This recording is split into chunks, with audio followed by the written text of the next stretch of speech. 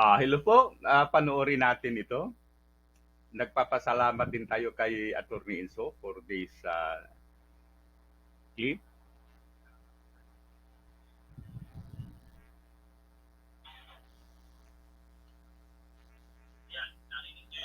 Okay, so yan ang i-stop muna, i-cut off natin ito para magbigay tayo ng ating sariling komentaryo o call dito. No?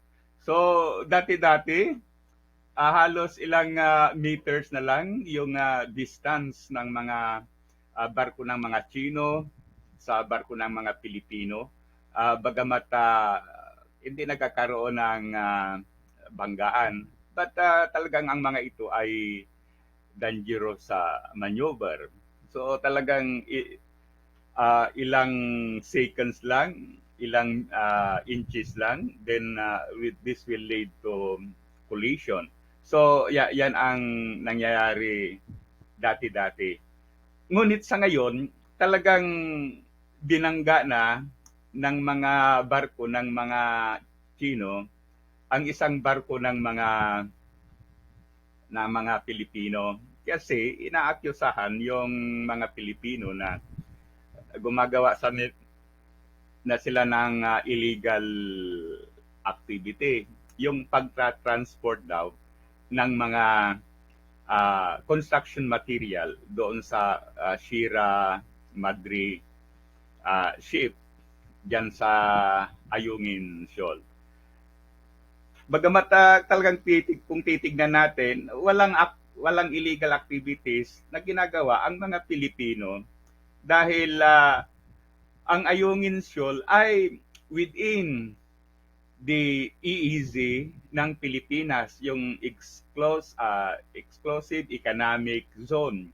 So, nandyan yan sa UNCLOS, sa international law. Nung nasa kolehiyo pa tayo, talagang nababasa na natin ang provisions na yan, kung ilang miles ang mga dagat from the coastline para maging bahagi ng water ng isang bansa. I remember that right kasi mayroon kaming subject sa international law. Ngunit, ini-insist ng mga Chino na yan ay kanilang teritoryo. So talagang paghamak sa Pilipinas. Pero talagang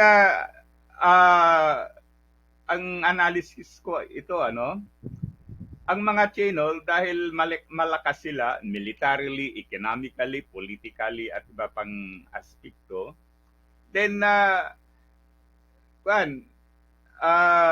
gusto talaga nilang makuha yan o gusto nilang itry na makuha yan. Siguro, baka sa isip nila, baka sakali ibibigay yan ng mga Pilipino. Kasi kung sa batas kung minsan ng mga nation, kung sino ang parang siga, kung sino yung matapang, yun ang nananalo. Okay? Pero, take our lesson in history. Si Hitler, noong mag-start ang World War II, talaga yan ang siga. Okay? Ang World War II naman hindi nag-start kaagad. Okay? Dahan-dahan yan. Unang-una, may mga area na gusto niyang kunin. Pagkatapos ang mga area na yan, ibinigay sa kanya. Yung Sudetenland, Kasi ayon sa kanya, may mga German inhabitants sa area na yan, so kinuha. Pagkatapos yung Rhine Line na nakuha ng France after World War I, kinuha muli. Pero hindi pa rin siya, may mga syudad pa na kinuha, ay nakalimutan ko na. Pagkatapos, hindi pa siya kontento doon. Gusto niya naman niya yung teritoryo ng Czechoslovakia. Okay, kasi yung Czechoslovakia malapit sa Germany. So, binigay na ulit sa kanyan Pero hindi pa rin kontento. Ang ginawa pa niyan, gustong kunin ang Poland, dinigma ang Poland. So, talagang hindi na nakatiis ang Pransya at Inglaterra. So, nagdeklara sila ng gera. So, that's start of World War II.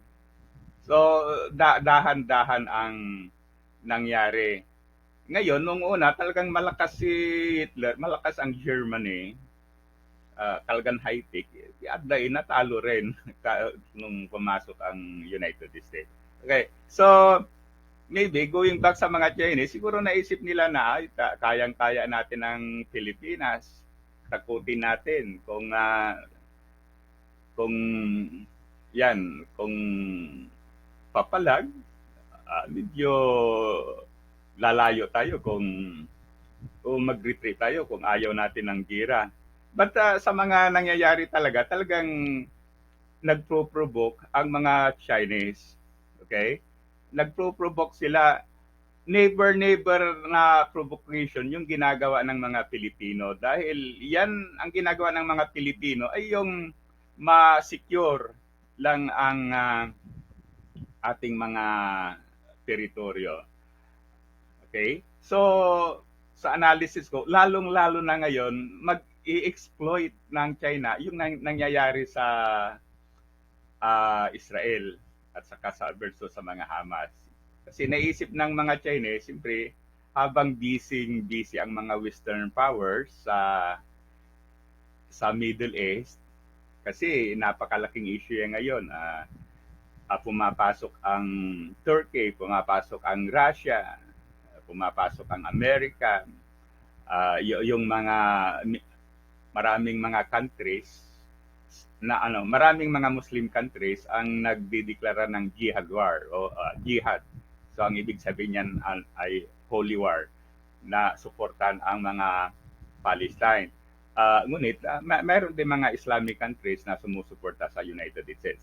So nandun ngayon ang atensyon ng international community dyan sa gira niya.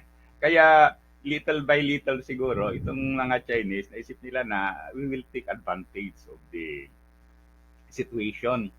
So, in fact nga, ang China ay sumusuporta sa mga Hamas. Okay? Kaya, yon.